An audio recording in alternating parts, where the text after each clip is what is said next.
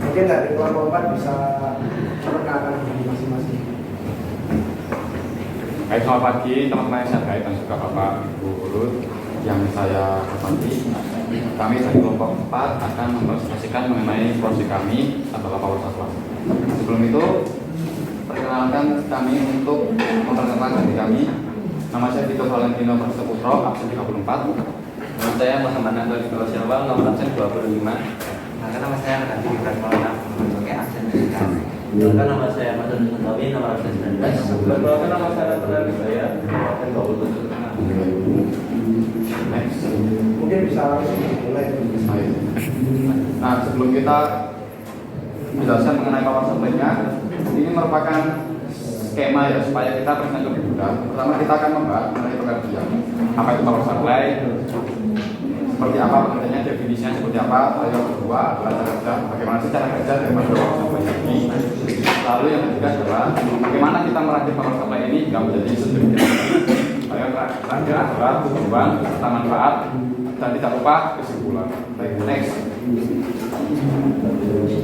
Ada penerapan mengenai power supply ini, contohnya seperti apa, situasi bagaimana, dan yang keenam ada penutup dan juga kesimpulan. Oke, hari ini saya akan menjelaskan tentang pengertian power supply sendiri. Power supply adalah sebuah unit atau perangkat elektronik yang digunakan untuk memasok daya dari sumber listrik ke perangkat elektronik lain, misalnya seperti HP dan perangkat lainnya. Dan fungsi utama dari power supply ini adalah mengubah atau mitigasi energi listrik yang sesuai dengan persyaratan perangkat elektronik yang kita gunakan. Nah, saya tambah tadi ya. Jadi untuk power supply itu dia kan tegangannya AC. AC misalkan di rumah itu kan 220 volt Bu ya. 220 volt. Nah, beberapa komponen di rumah kita itu mungkin tidak support untuk tegangan AC. Jadi kita memerlukan tegangan DC atau ibarat current. Nah, dari AC itu untuk mengubah ke DC itu perlu yang namanya power supply. Nah, AC itu yang dari 220 dirubah ke DC itu namanya step down, pakai trafo atau transformer step down. Jadi dari tegangan 220 volt itu bisa ke tegangan DC, direct current itu bisa kita setting misalkan 0 sampai mungkin 20 sampai 30 volt tergantung power supply yang digunakan. Nah, kalau kita lihat power supply kan mengacu ke arus AC DC. Jadi AC kalau misalkan dideteksi pakai alat itu dia bentuknya sinus atau bergelombang. Sehingga kita harus mengubah dari yang sinus tadi atau bergelombang tadi itu ke DC atau direct current. Itu namanya kan direct current kan lurus. Jadi kan direct current dari yang bergelombang atau sinus ya direct itu perlu filter. Nah, cara kerjanya ini skemanya itu mungkin bisa operator ditampilkan skemanya. Ini coba. Nah, ini skema untuk power supply kali ini ya. Jadi di inputnya itu ada, kalau sebelumnya itu ada switch, lalu ada trafo, ini trafo step down ya, yang tegangannya itu 18 volt, arusnya 15 ampere. Lalu ada rectifier, jadi dioda itu dia akan mengalahkan arus. Arus, lalu di situ ada, kalau Bapak notice, Ibu notice, itu ada kapasitor. Kita pakai step kapasitor LO atau ya itu 10.000 mikrofarad. Itu gunanya apa? Itu berguna untuk memfilter dan juga mengurangi noise. Jadi nanti biasanya ada suara yang kalau power supply itu. Jadi untuk mengurangi noise-nya itu. Setelah itu ada transistor. Transistor yang gunanya stabilizer. Lalu juga ada IC LM723N. Jadi kelebihannya dari LM723N ini adalah dia keluarannya itu bisa sampai 37 volt dan juga lebih stabil. Oleh karena itu, kenapa kita menggunakan LM723? Selain juga familiar di kalangan teknisi elektronika, sehingga kita mencari di toko atau di kota kita itu available, tersedia. Lalu ada kapasitor, transistor enggak, resistor ya. Jadi resistor itu dia limit flow of current, jadi dia menghambat arus listrik sehingga arus yang dikeluarkan nanti tidak sebesar yang di awal, sehingga tidak merusak komponen lainnya atau komponen sehingga nanti akan menghasilkan outputnya kalau di skema itu 3 volt to 18 volt dengan arus itu 10 ampere.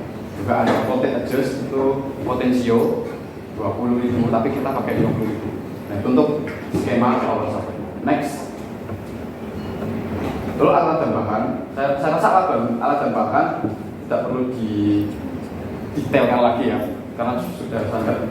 Di skemanya sudah terdapat misalkan elbow tadi yang seperti saya jelaskan, diode, trafo, ada soket.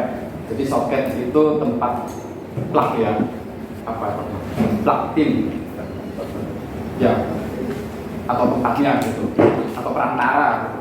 Itu soketnya. Lalu ada transistor jempol atau topi kalau saya nyebut. Lalu ada kipas DC atau fan yang 12 volt kita pakai. Lalu ada PCB polos, lalu ada IC, lalu transistor juga, kabel tembaga, ada timah untuk menyolder komponen, casing bekas, terminal blok. Jadi terminal blok ini kita taruh di keluar input dan juga output. Kalau misalkan di inputnya kita pakai yang terminal 2 blok untuk positif negatif, dan untuk keluarnya kita pakai pin yang 30. Lalu ada alatnya seperti bol, backboard, solder, tak potong, obeng, bira, CNC laser, gunting, silet, igir, lalu ada pilok ya, atau cat, lalu juga termometer untuk mengukur tegangan. Next, untuk angka kerja akan dijelaskan oleh teman saya Marcel. Kali ini saya akan jelaskan mengenai alat-alat kerja. Jadi yang pertama itu tentu saja kita kan kalau mau membuat sebuah PCB itu harus ada buat desainnya dulu. Nah, secara buat desain ini kami melakukan sekitar 1 minggu, jadi supaya kalian supaya bisa lebih baik dan juga bisa lebih efisien dalam penggunaannya. Terus selanjutnya setelah melakukan desainan, kemudian kita pindahkan ke mesin laser untuk dilakukan lasering di resistensi di lab bawah. Setelah selesai di laser dan juga kita ambil, setelah itu kita lanjut mengebor di PCB tersebut untuk melubangi bagian-bagian yang memang perlu dibor untuk memasang komponen-komponennya. Nah, setelah itu kami masukkan PCB kami ini ke cairan periklorid yang tadi sudah disebutkan juga. Nah, cairan periklorid ini digunakan untuk menghilangkan lembaga-lembaga yang tidak diperlukan dari PCB tersebut. Kemudian yang selanjutnya setelah kami dengan periklorid, kemudian kami sikat dan juga bersihkan sehingga sisa lembaga-lembaga saja yang diperlukan untuk menyambungkan antar komponennya. Nah, selanjutnya ada juga perakitan komponen. Nah, komponen-komponen yang dirakit ini dipasang di PCB, kemudian disolder. Setelah itu kami mencoba menyambungkan kabel-kabel dari baik dari voltmeter, ampermeter, digital, terus soket, trafo dan juga yang lainnya. Kemudian kami langsung melakukan sebuah pengujian, yaitu ya sekitar tadi malam coba dan berhasil. Tapi kemungkinan kali ini tidak bisa dicoba karena tadi sempat jatuh. Jadi mungkin ada beberapa yang agak lepas dan juga terputus. Kemudian setelah itu kami menutup dan juga melakukan finishing terhadap casing dan juga power supply. Ini dari saya, dan akan dilanjutkan oleh tujuan dan manfaat. Yang pertama yaitu dapat mengetahui cara membuat power supply. Nah, dan saya jelaskan maksudnya yang pertama itu laser PCB menggunakan CNC laser. Lalu kita juga dapat mengalami pengalaman mengebor casing KP. Lalu berikutnya itu memasang komponen-komponen. Dan juga Si mother sayang.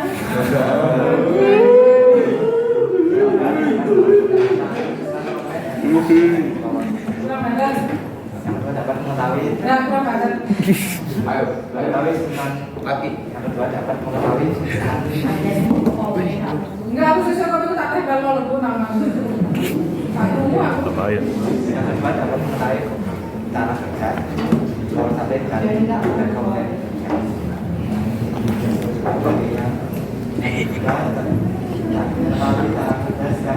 Yang ada di dalam Saya satu lagi ya. Intinya tujuan dan manfaatnya adalah mengetahui cara power supply, kita merangkai, kita menyolusikan itu seperti apa. Itu manfaat yang kita rasakan. Lalu mengukur tegangan, lalu merakit setiap komponen itu bagaimana. Itu yang kami manfaatkan dan yang kami dapat. Lalu tujuannya ya jelas, tujuannya adalah merubah AC menjadi DC seperti itu. Oke, itu tujuan dan manfaatnya seperti itu. Kita lanjut ke pembahasan selanjutnya. Next, penerapan. Jadi penerapan power supply ini sebenarnya diutarakan untuk komponen DC atau komponen yang memerlukan daya current. Misalkan lampu, fan, lalu lampu strip itu menggunakan DC current. Loh, kalau misalkan tidak menggunakan DC current bagaimana? Komponen-komponen yang tidak menggunakan DC current tapi dipaksa pakai AC rusak. Seperti lampu bisa rusak. Lalu atau mungkin tegangannya yang dia hanya membutuhkan tegangan misalkan 3 volt, terus kita kasih 220 volt. Ya, itulah ya. Sudah tahu. Jadi itu penerapannya adalah untuk menghidupkan perangkat elektronik yang membutuhkan tegangan daya current dan tegangan rendah. Itu. Untuk next, kelebihan dan kekurangan. Jadi kan saya jelaskan kelebihan dan kekurangan dari power supply yang kami buat ini. Yang pertama kelebihannya itu dapat mengukur tegangan dan arus, lalu memiliki trafo 3 ampere dan casing yang kami gunakan ini cukup keras, jadi tentu aman untuk menjaga komponen yang ada di dalamnya dan tetap terjaga. Lalu ada beberapa kekurangan dari power supply yang kami buat ini. Mengambil rangkaian yang lain, mungkin rangkaian yang sudah rusak, tapi akhirnya masih bisa. Jadi kita pakai rangkaian yang rangkaian power supply kami.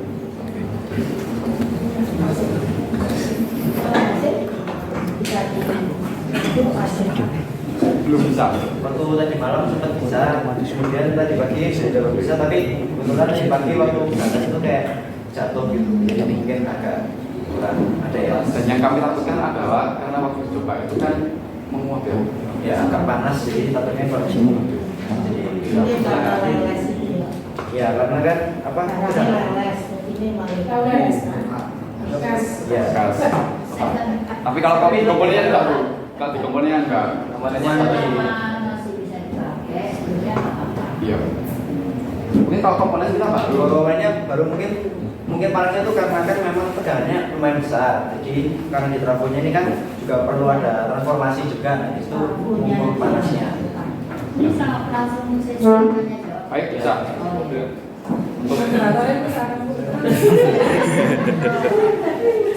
Mungkin ada yang mau ditanyakan dari ibu sekalian dan teman-teman. Sebenarnya sudah cakep ya. Setahu saya itu nomor 34 ini siapa ya? Vivo ya. Kalau misalkan ini aku kelas 10 itu anak-anak yang bisa membuat power supply itu yang bakat itu siapa? Yang bisa membuat running tag itu siapa aja? Itu kamu kelas 11 itu sudah bisa membuat produk yang kamu buat. Jadi anak SMK itu kalau menurut saya tidak harus lulus baru dapat uang, tapi learning by doing itu sudah bisa diterima. Jadi kamu tidak mengatakan saya mau memberikan kamu nilai di atas 8 berani, tapi di sini ada kata-kata tantangan lebih. Tantangan lebih itu kamu cari solusinya kok sampai belum ini kenapa? ya, Ya itu ya. Jadi kamu bisa join dengan teman-teman yang tahu gitu.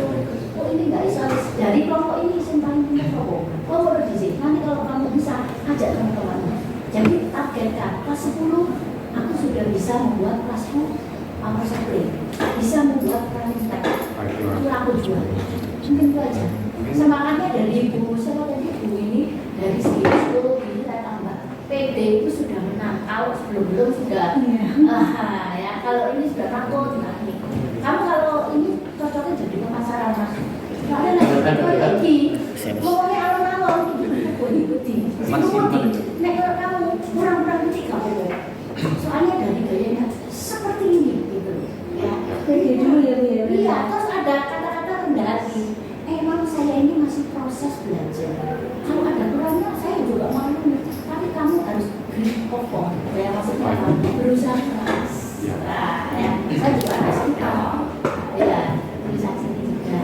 Jadi saya senang di sini. Saya senang karena saya mendapatkan ilmu lain.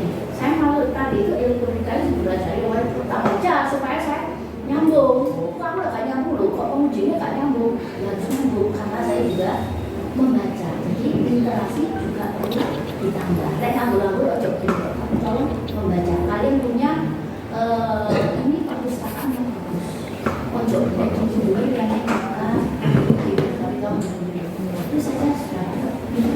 Tidak ada pertanyaan. Kalau saya tadi yang lain mau menambah. Ya.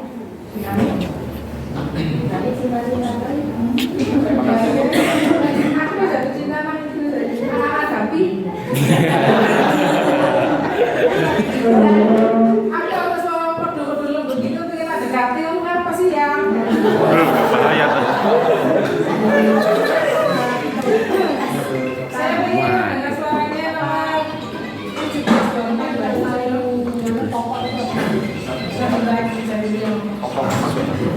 yang lagi mengambil itu trafo. Ya.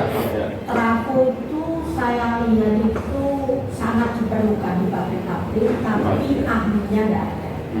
Banyak sekali. Jadi kamu kalau mau belajar terus kerja, ya itu di rumah aja. Kalau kamu pinter trafo, itu menghasilkan uang. Ya, jadi trafo itu coba kamu pelajari, karena teman saya itu dari SMA dulu, kami juga sempat akhir ujian itu disuruh buat radio, tapi saya kelompok kami gagal karena perempuan semua, terus membuat radio cuma pusat-pusat rakrek nggak berbunyi. Ya, saya pernah juga membuat radio. Jadi teman saya itu di Jakarta, keluar SMA, dia tidak kuliah, tapi dia sampai sekarang masih diperlukan karena ilmunya yang canggih itu sulit. Gajinya kecil, cepat kaya kalau begitu. Dia coba aja terapung utama. Ya, kok saya lihat itu jarang ya. Mau benak nih aja masyarakat ada satu mati bisa. Ya, ini untuk semangat kalian ya.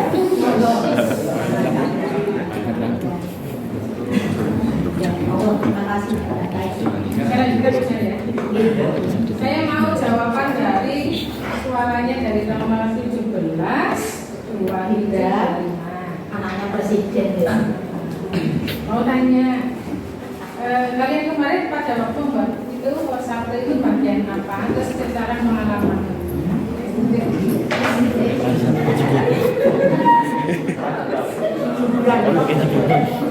Gibran sedikit jadi berani. Aduh kamu. Peralatannya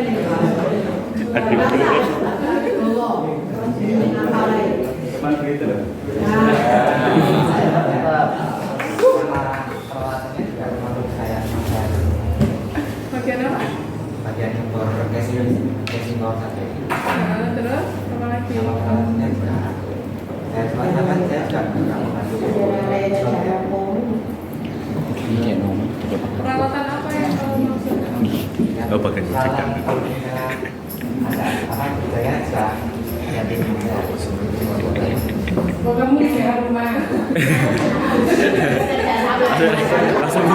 Langsung.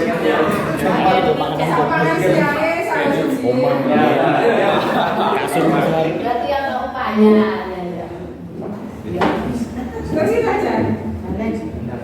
Ngomong kalau dulu tuh ratu dulu. Ya. Masanya.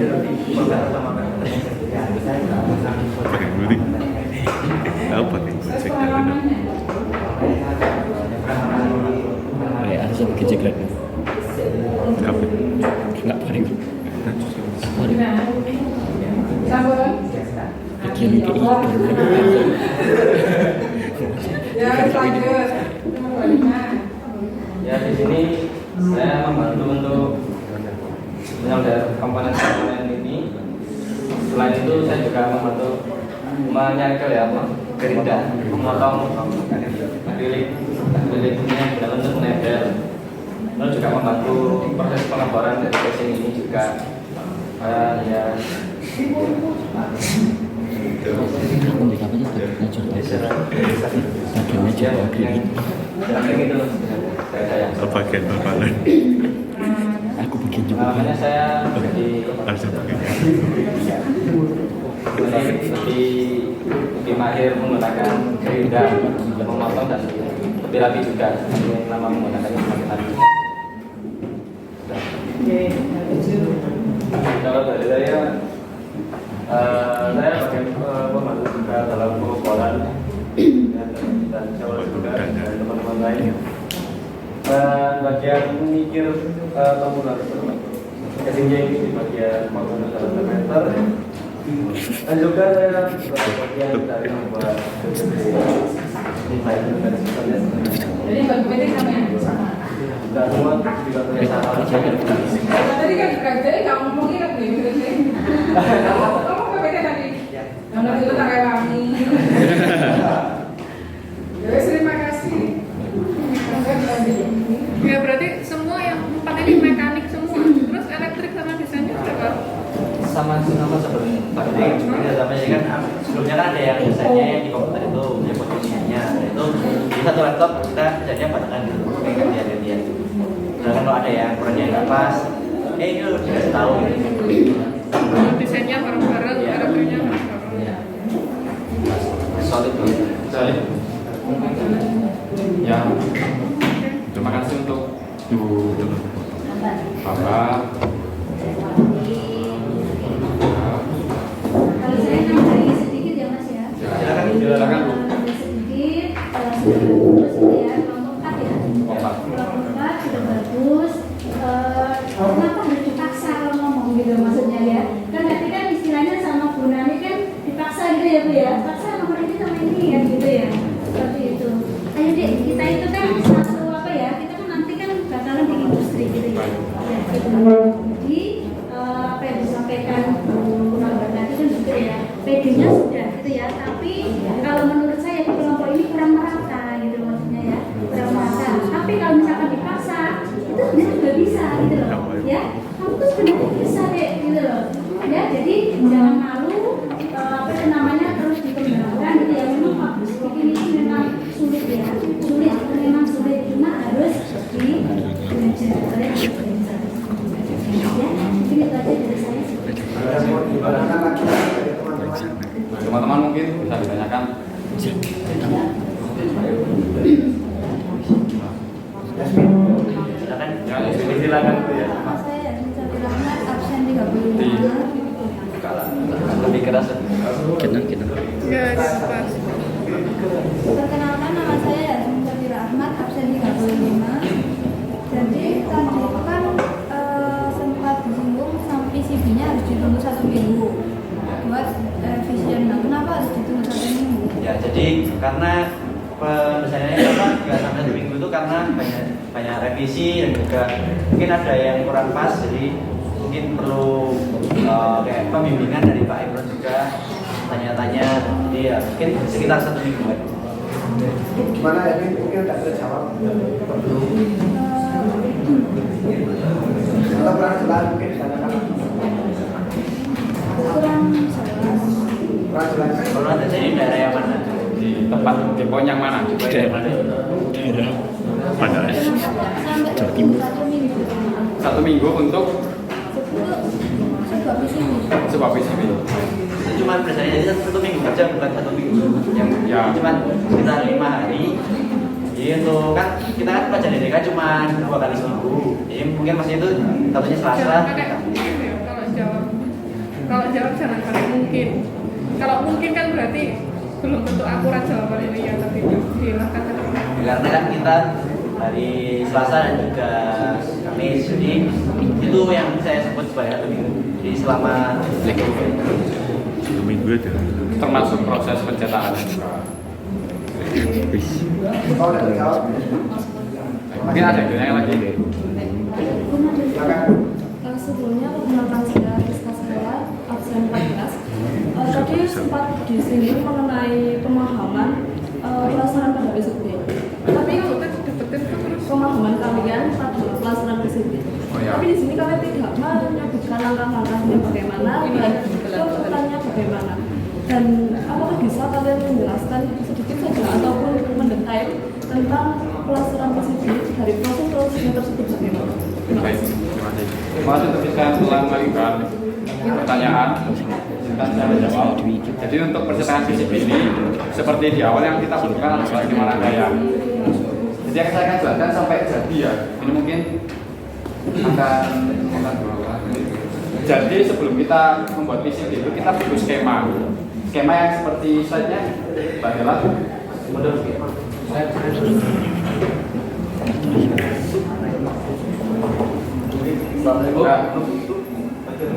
Oke.